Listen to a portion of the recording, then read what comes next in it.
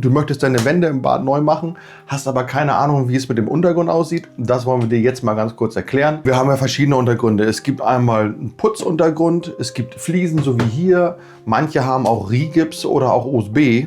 Und je nach Untergrund kann es ein bisschen unterschiedlich sein, aber im Großen und Ganzen ist es ziemlich gleich. Worauf muss man achten? Generell ist es natürlich so, der Untergrund muss fest sein. Das heißt, bei Holzplatten hat man jetzt nicht so das große Problem. Bei Putzwänden zum Beispiel oder auch bei Rigips muss natürlich staubfrei sein und der Putz muss fest sein. Das heißt, wenn ich da mit der Hand rüber reibe, so wie hier zum Beispiel eine Putzwand, wenn ich hier rüber reibe, dann darf das nicht einfach abbröseln. Wenn da einzelne Körner sich einfach lösen, dann sollte man auf jeden Fall mit Tiefgrund einmal vorweggehen, dass der Untergrund wieder gefestigt ist. Das ist ganz wichtig. Als nächstes muss der Untergrund trocken sein.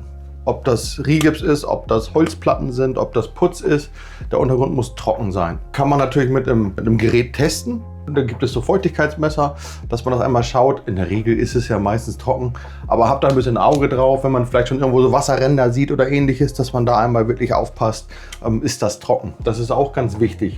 Sauber ist, denke ich mal, auch irgendwo selbstverständlich. Trotzdem muss man aber darauf achten. Viele schleifen vielleicht gerade die Decke. Hier liegt eine leichte Staubschicht drauf und man denkt nicht dran, das nochmal zu grundieren oder richtig sauber zu machen. Manchmal reicht es, wenn man es feucht abwischt, dass der Staub weg ist. Bei Fliesen zum Beispiel, so wie es hier jetzt war, da habe ich alte Fliesen, die ich überkleben will. Und da kann alles Mögliche ja schon drauf sein. Da können noch alte Reinigungsmittel drauf sein. Da kann, keine Ahnung, Zahnpasta vom Zähneputzen irgendwie Spritzer dran sein oder keine Ahnung, irgendwelche anderen Fette und Öle und sowas.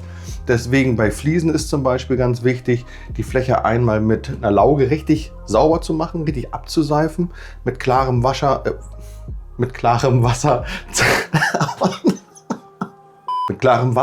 2-3 Mal schön neutralisieren, dass die Seife komplett runter ist und dann im Anschluss übergrundieren, so wie hier.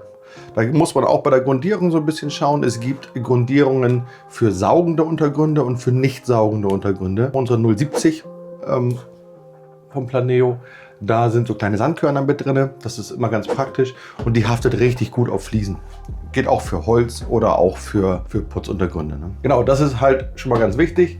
Also der Untergrund muss trocken sein, er muss sauber sein, er muss tragfähig sein. Das ist ganz wichtig, wenn ich an der Wand das mache.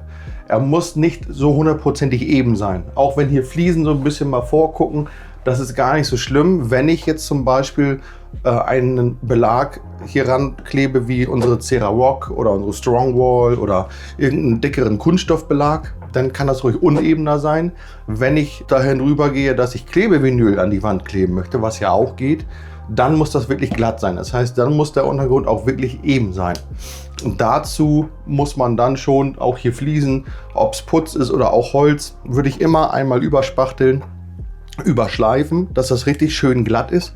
Und wenn es geschliffen ist, bitte nicht mehr grundieren, sonst ist das nachteilig für den Kleber. Das heißt, nach dem Spachteln schleifen, einmal nebelfeucht abwischen, das kann man machen, dass der Staub runter ist und dann direkt den Kleber drauf und das Klebevinyl verlegen.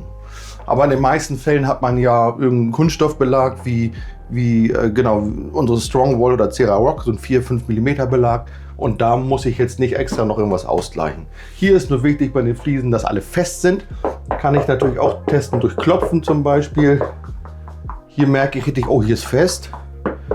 Hier ist irgendwas ein bisschen, ja, ob die Fliese jetzt lose ist, würde ich nicht sagen, weil die ist schon richtig fest. Da wackelt auch nichts, da knistert auch nichts. Aber es ist irgendwie so ein bisschen hohl dahinter. Wie hier wird das jetzt so gelassen. Ist auch vom Hausherrn gar nicht gewollt, dass man jetzt hier groß die Fliesen raushaut. Hier oben zum Beispiel war eine Fliese, die war kaputt und auch schon so ein bisschen bröselig. Die hat er rausgenommen und hat das hier einmal ein bisschen aufgefüllt. So reicht das vollkommen aus, dass wir jetzt gleich hier auch unseren Belag draufkleben können. Ja, das waren eigentlich so die wichtigsten Sachen zum Untergrund. Also trocken, eben, sauber und tragfähig. Das ist ganz wichtig. Wenn ihr einen ganz speziellen Untergrund habt oder ihr wisst gar nicht genau, da sind noch Fragen offen. Vielleicht habe ich auch irgendwas jetzt gerade nicht erzählt, was bei euch anliegt. Gar kein Problem. Nutzt unseren WhatsApp-Service. Irgendwo hier oben rechts müsste das Symbol kommen oder auch in der Videobeschreibung habt ihr den Link direkt zum Service bei uns. Einfach draufklicken, dann kommt ihr über WhatsApp zu uns und dann stellt ihr uns die Frage, die euch auf dem Herzen brennt. Da helfen wir gerne weiter, gar kein Problem. Von daher ranmachen und keine Ahnung was. Ansonsten ist natürlich das nächste Thema Muster bestellen, Wendeplan und schön machen. Ne? Dankeschön. Ciao.